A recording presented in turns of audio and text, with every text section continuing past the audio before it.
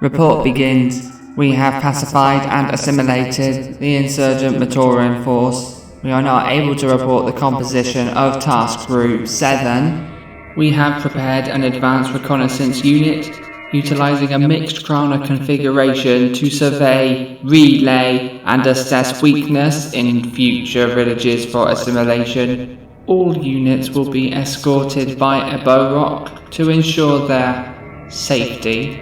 We have also pacified and utilized the upper echelons of the Matoran social structure. From them we have learnt a wealth of information regarding the other settlements on this island. We anticipate that all resistance will be pacified within a matter of... Alert, incoming proto-signature, potential risk factor 3.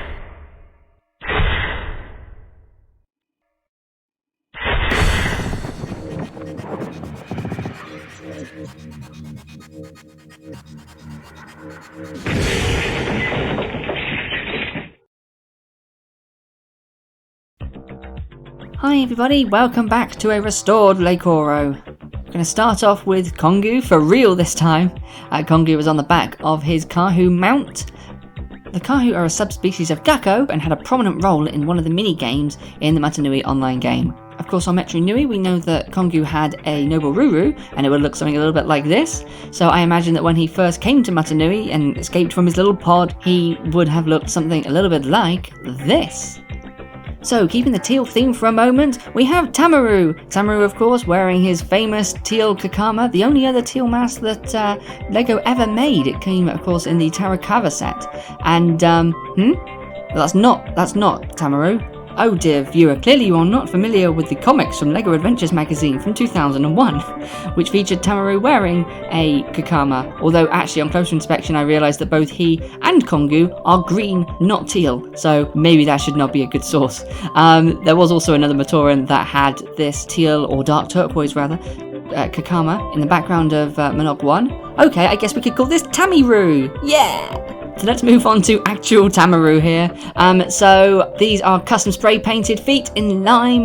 This is also a custom mask because trying to get hold of legit mask is a real pain in the ass. I could have tried spray painting the body, but honestly the paint that I've got is just not a close enough match to make it worth it. And I think the light blue body is perfectly fine if you're going for a Monog 1 look. But yes, ideally I would have had a much closer matching turquoise paint that I would have done the bodies. Moving on to another turquoise-ish, sort of light blue-ish, sort of kind of go with it bodied Matoran, we have this little fella who is not a particular Matoran we know.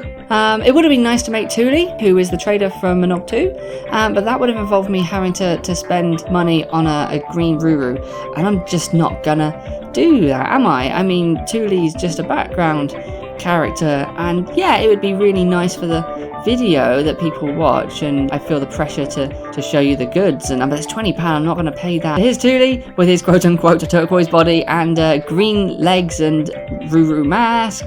That looks quite nice, that's fine, I think that's cool. But don't anyone call him a Matoran of the green. We also have a green and blue colour scheme. We've gotten rid of a Matoran with the Bakari, so let's try and gain one back.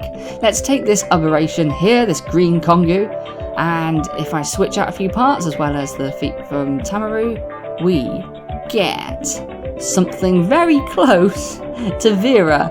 Unfortunately, most of the lame Matoran we know of have either turquoise or matte green bodies. Unfortunately, the parts just didn't come in that colour, and I haven't got paint availability, so just kind of go with it. I think it looks nice lime colour scheme there. A slightly more radical paint job is Orcam here, yeah! Orcam, of course, being known from the 2004 story, he's not actually seen on Matanui, although he's mentioned by name in slightly different spelling in Monog 2. So this is how I presume he would have looked when he first came out of the Matoran sphere, and then he would have, of course, lost those silver markings as time went on. All of these parts actually are custom spray painted, and I think that's come out really, really well.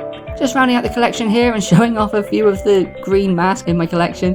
We've got this Matoran with a cow there, with the right lighting, that just looks really good there coming through the mask. And then finally we have this Matoran with a green Akaku, which is really cool, and I think that looks lovely.